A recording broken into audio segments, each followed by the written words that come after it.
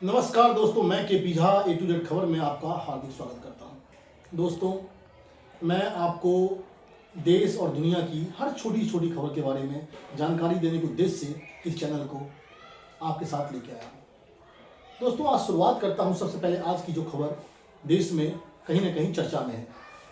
सीटी रवि ने कांग्रेस पे पलटवार किया और उन्होंने कहा कि पीएम नरेंद्र मोदी भ्रष्टाचारियों के लिए भस्मासुर हैं और ईमानदार लोगों के लिए नारायण। डायरेक्ट उन्होंने बोला कि भगवान नारायण है।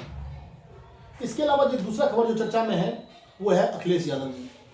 मैनपुरी में घर घर जाकर के वो लोगों को अपने पक्ष में समर्थन के लिए आह्वान कर रहे हैं। ये उनका ये रूप देख करके सबको आश्चर्यचकित है कि इस तरह से उन्होंने इससे पहले कभी भी राजनीति नहीं किया था।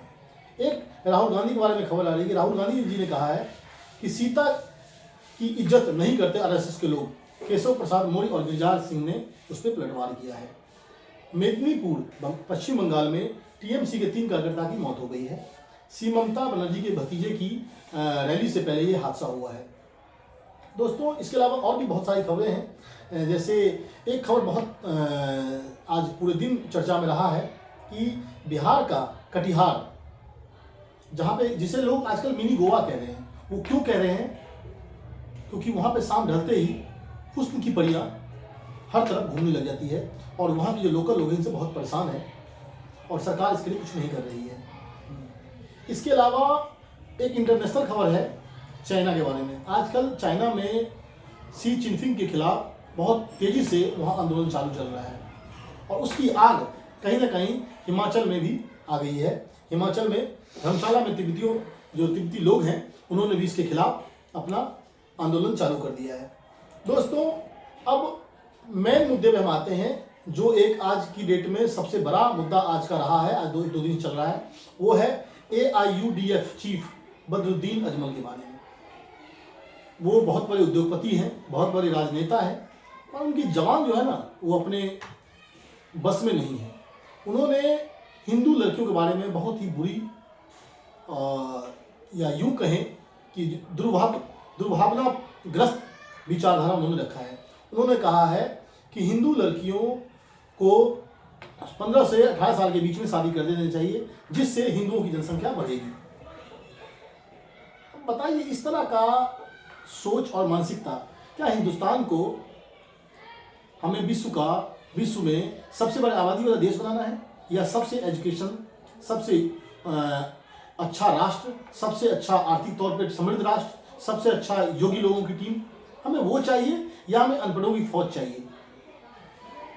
जिस तरह से बदरुद्दीन अजमल ने आसाम में और या उनकी जो अपनी कम्युनिटी के लोग हैं उनको बच्चा पैदा करने के लिए प्रेरित कर रहे हैं, तो ये कहीं ना कहीं एक ऐसा मुद्दा है जिस पे हम सबको सोचना चाहिए कि राष्ट्र पहले है और राष्ट्र से बढ़ के दुनिया में कुछ नहीं हो सकता। दोस्तों देखिए, खबरें आएगी जाएगी, हम लोग आएंगे और जाएंगे, नेता आएंगे और जाएंगे, अभिनेता आएंगे और जाएंगे, राष्ट्र वहीं रहेगा। राष्ट्र की परिकल्पना जो है ना, इसके लिए बहुत मेहनत करनी पड़ेगी। और ये जो राष्ट्र है ना, इसके बारे में आज की डेट में लोगों के अंदर में अगर राष्ट्र के बारे में आप देशभक्ति के जज्बे दिखाते हैं तो लोग उसको देशद्रोही मान रहे हैं। जो बुद्धिजीवी वर्ग अपने आप को कहते हैं, वो उसको कहते हैं कि मोदी जी ने राष्ट्रवाद जगा दिया। अरे राष्ट्र, दुनिया में वही देश आज की डेट में सबसे कामयाब है जिस देश में राष्ट्रवाद है, जिन्होंने अपनी संस्कृति को, अपनी सभ्यता को संभाला है, वो देश आज दुनिया में नंबर 1 है। और हिंदुस्तान आज दुनिया में सबसे पीछे क्यों है? कभी किसी ने सोचा? हमारे साथ चाइना आज़ाद हुआ, आज कहाँ से कहाँ है। जापान को देख लीजिए, कहाँ से कहाँ है।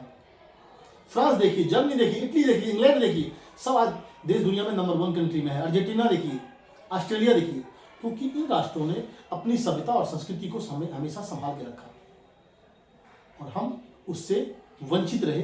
हम आज टुकड़ों में बटे हुए हैं, हम जात पात में बटे हुए हैं, हम धर्मों में बटे हुए हैं, हम मॉडर्न सभ्यता में बटे हुए हैं। हम आधुनिक भारत में जो सभ्यता है वो भारतीय सभ्यता नहीं है, आज हमें अमेरिकन सभ्यता में जा रहे हैं। अमेरिकन, और जबकि अमेरिकन इंडियन सभ्यता की तरफ, आज जो यूरोप के लोग हैं वो इंडियन सभ्यता से, आज वहाँ के बड़े बड़े आप कंपनी देख लीजिए, वहाँ का CEO इंडियन है। क्यों है? क्योंकि कुछ हमारे जो काम करने की लगन की जो क्षमता है, हमारी जो बुद्धि है, जो हजारों साल से हिंदुस्तान में जो ये सनातन धर्म का एक जो मार्गदर्शन रहा उसकी बदौलत हिंदुस्तान आज वर्ल्ड क्लास राष्ट्र बनने की शक्ति रखता है। मगर 70 सालों में इसको उस तरह से विकास नहीं करवाया गया, या यूँ कहे कि जात पात और राजनीति में बांटा गया, जिसकी वजह से ये सब हुआ। दोस्तों, ये सब बहुत सारी बातें जो रोज़ हम करते रहेंगे। जो समस्या है, और जो सबसे बड़ी समस्या थी, जो बदरुद्दीन की जो बातें हैं, वो कहीं ना कहीं हिंदुस्तान के लिए खतरनाक है। और ऐसे नेता को, ऐसे व्यक्ति को मेरे हिसाब से ना तो उद्योगपति कहना चाहिए, ना उसे नेता कहना चाहिए। वो एक धर्म विशेष की चोला पहन करके वो काम कर रहा है। दोस्तों, इसी के साथ आज के लिए आपका धन्यवाद। फिर मिलते हैं किसी और खबर के साथ। आपके लिए धन्यवाद।